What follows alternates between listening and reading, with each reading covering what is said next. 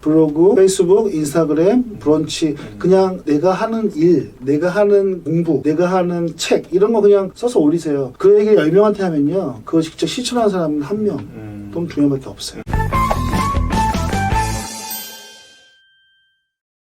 안녕하세요. 고민 해결해 주는 남자 고해남입니다. 네, 안녕하세요. 저는 소통과 공감 대표 유경철입니다. 저는 책을 쓰고 있고요. 기업에서 강의를 하고 있는 기업교육 강사입니다. 네, 반갑습니다, 대표님. 반갑습니다. 네. 네. 제 채널을 이제 보고 계신 분이 한 25세에서 35세. 네. 거의 90% 되거든요. 아, 그래요? 거의 다 이제 직장인이실 거고, 월급은 받고 있지만, 내 미래가 정말 고민이신 분들이 많을 거예요. 그런 고민들을 해결해 주기 위해서 제가 중요한 분을 모셨습니다. 2020년 교육산업대상 리더십 부분에서 명강사 대상도 맞습니다. 수상하시고, 기업교육 분야에서 굉장히 유명하신 분입니다. 감사합니다.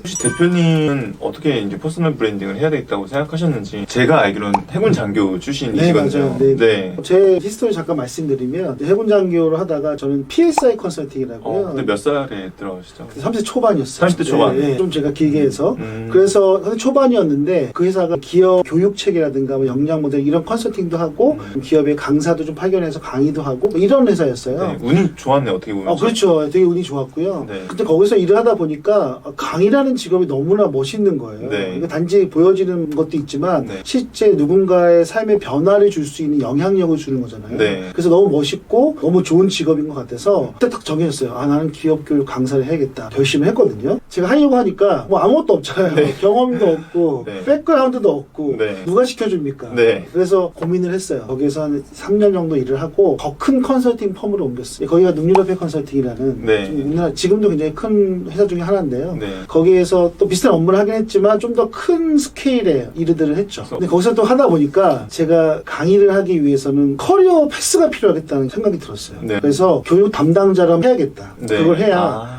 교육에 대한 전체적인 생리를 알 수 있고 네. 기업에 대한 이해도 할 수 있잖아요. 네. 그래서 코롱 베니트라는 대기업에 들어가게 됐죠. 그래서 이제 그때 가장 직급으로 들어갔는데 네. 사내 강사를 했습니다. 그걸 몇 년 하다 보니 자연스럽게 강의 역량도 올라가고 또 강의도 잘하게 됐죠. 그걸 또 몇 년 하다 보니 네.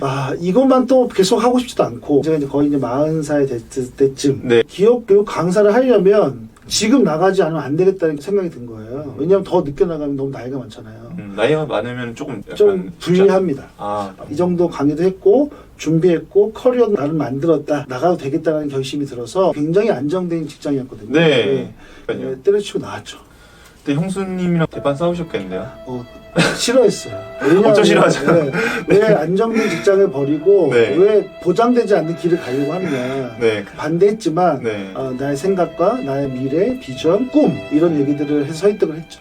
그때 애기도 있었어요. 네, 애가 그때가 한 4살? 이제 와이프가 그때는 일을 하고 있고 지금도 그렇지만 네. 그래서 뭐 그런 것들은 조금 그래도 괜찮았는데 어쨌든 그런 도전한다는 것이 되게 리스크가 컸죠. 너무 크죠. 혹시 퍼스널 브랜딩이 직장인들에게도 중요할까요? 어떻게 생각하세요? 저는 중요하다고 생각하거든요. 저는 필수라고 생각해요. 맞아요. 꼭 내 직무가 아니더라도 내가 좋아하는 취미생활이라도 꼭 추척해 나가야 되는 게 있어야 된다고 생각하거든요. 취미생활마저도 저는 또 자기 브랜드가 될 수 있다고 생각이 우리 들어서 고해남도 퍼스널 브랜딩인가요? 당연하죠. 네. 확실히 딱 제 무기는 없다고 생각이 드는데 네. 그래도 제가 요즘 성격이 좋다 보니까 이렇게 또 모실 수도 있게 되고 네. 제가 기업에서 나오기 전에 원래부터 좀 글쓰기 좋아했어요. 사실 책을 사람들 다 내고 싶어 하지만 잘 못 내잖아요. 이유는 컨텐츠가 있어도 글을 쓰는 습관이나 글을 유연하게 쓸 수 있는 능력이 없으면 책을 쓰기 어렵거든요. 네. 저는 기업에 있을 때부터 그냥 블로그를 많이 했어요. 저를 좀 이렇게 보여주는 걸 좋아하나 봐요. 기본적으로 성향적으로. 네네네. 약간 요즘 말로 관종. 관점이 있었던 것 같아요. 네, 제가 관종이거든요. 맞아요. 네. 네. 블로그 처음 할 때 그냥 여행 간 거, 뭐 먹방, 아니면 우리 아이랑 같이 찍은 거 이런 것들 그냥 올렸어요. 네. 근데 되게 재밌는 게 이제 과천 맛집 치면 제게만 나오는 거예요. 좀 신기했어요. 네. 그래서 이렇게 검색이 되는구나. 네. 그래서 꾸준히 계속 올렸어요. 근데 이제 네. 그러다가 제가 이제 HID 담당자니까 내 일을 올린 거죠. 그래서 이제 책 보고 리뷰도 올리고 이제 교육한 과정 올리고 맞아요. 이거를 올리다 보니 또 그쪽 분야에서 또 제가 굉장히 앞서 나가는 블로거가 된 거예요. 네. 그래서 이제 HID 뭐 교육 치면 제가 나오는 거예요. 네, 이거 그래서 되게 좋은 말이다. 저를 몰랐던 많은 교육 담당자들이 저를 알게 됐어요. 전화도 와요. 이거 물어봐요. 막. 네. 이거 어떻게 했습니까? 그러니까 좀 신기했죠. 네. 근데 거기까지 꾸준히 하는 게 되게 중요합니다. 아. 저는 매일 올리진 않지만 최근 날 때마다 올렸거든요. 근데 그게 벌써 10년이 넘었잖아요. 네. 이제 그 블로그의 시작이 퍼스널 브랜딩의 시작이 아니었나 라는 생각이 들고 네. 두 번째는 채널이 많이 생겼잖아요. 브런치라는 것도 네. 생겼고 브런치도 하세요, 혹시? 예, 합니다. 아. 그다음에 인스타그램 네. 있죠. 맞아, 인스타그램 자주 올라오시더라고요. 맞아요. 네. 되게 셀카를 많이 찍으셔서. 제일 많이 하는 건 이제 페이스북이죠. 페이스북을 어떻게 했냐면 제가 강의한 모든 걸 올렸어요. 제가 강의하러 가면 네. 뭐 강의합니다. 네. 그 다음에 이제 인스타그램은 똑같이 올리고 이제 브런치는 블로그랑 같이 올리고 네네. 최근에 유튜브까지. 네. 사실은 모든 채널을 같이 하고 있는. 저는 그런 SNS를 열심히 하는 게 퍼스널 브랜딩의 시작이 아니었나 라는 생각이 듭니다. 아, 이게 꾸준함이 좀 쉽지 않다고 생각이 들었는데 어떻게 꾸준할 수 있었을까요? 뭐 절박하셨는지 아니면은 습관인 것 같아요. 제가 많은 분들이 물어보거든요. 강사님들이. 그럼 네. 제가 블로그, 페이스북, 인스타그램, 브런치 그냥 내가 하는 일, 내가 하는 공부, 내가 하는 책 이런 거 그냥 써서 올리세요. 그 얘기를 10명한테 하면요. 그걸 직접 실천하는 사람은 1명 또는 2명밖에 없어요. 결국 뭐냐면 그때 제 말을 듣고 실천했던 분들은 지금 잘 돼 있어요. 그런데 저는 이게 글 쓰는 게 습관이 안 돼서 귀찮아서 네. 안 돼 있습니다.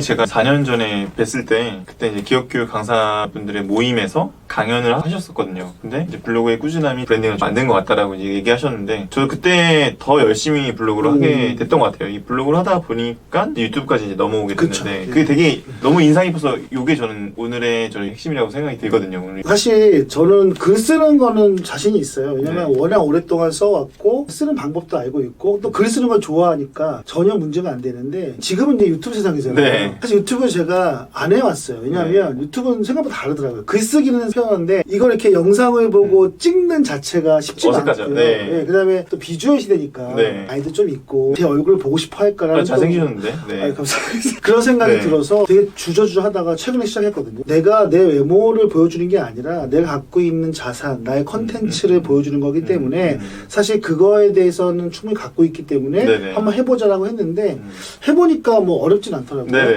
네, 중요한 건 이제 많이 늘어주는 게 중요한데 네. 그건 어렵더라고요. 네. 많이 좀 들어주세요. 이영철 TV입니다.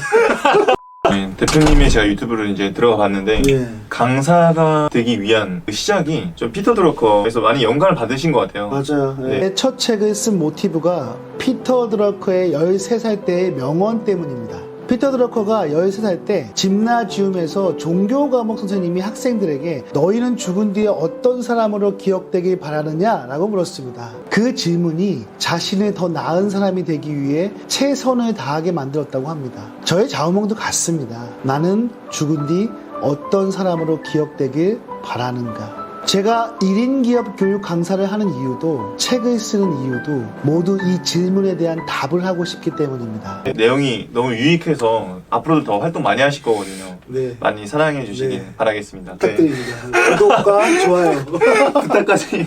이걸 꼭 해냈다고. 네. 네, 구독, 좋아요. 네, 언급하는 것과 안 하는 것의 차이가 있다고 해서 내용이 좋아도 까먹고 그냥 좋아요 맞아요. 안 누르고 가는 사람이 있거든요. 그래서 맨 마지막에 그걸 꼭 넣더라고요. 네네. 지인들 중에 HR과 이제 HRD 담당자분들도 조금 있거든요. 아, 그래서 있어요? 네네. 아, 예. 그분들이 볼지 안 볼지 모르겠는데 도움이 되실 겁니다. 나만의 콘텐츠가 있다. 쓰고 싶은 거리가 생겼는데 책으로는 어떻게 낼 수 있을까? 책도 하나의 퍼스널 브랜딩 중에 또 좋은 방법이라고 생각이 드는데 이미 책이 4권이나 쓰셨잖아요. 그쵸. 4권 썼고 또 2달 정도 뒤에는 한 권 나오니까 이제 책은 저같이 기업교육 강사를 하는 분들한테는 정말 중요한 브랜딩 중에 하나인 거예요. 왜냐하면 생각해보세요. 내가 교육 담당자인데 누군가에게 강의 요청할 거예요. 그런데 책이 있는 사람과 없는 사람은 어떻게 다를까요? 신뢰 전문성. 그렇죠. 네. 그러니까 이 강의를 해야 되는데 제가 이 책 완벽한 소통법 네. 이 책을 냈는데 네. 소통 강의를 맡기는데 이 책을 낸 강사를 섭외하고 싶을까요? 아니면 책은 없는데 그냥 강의는 좀 한다는 분을 섭외하고 싶을까요? 강의 실력이 비슷하다면 당연히 책이 있는 분을 섭외할 것 같아요.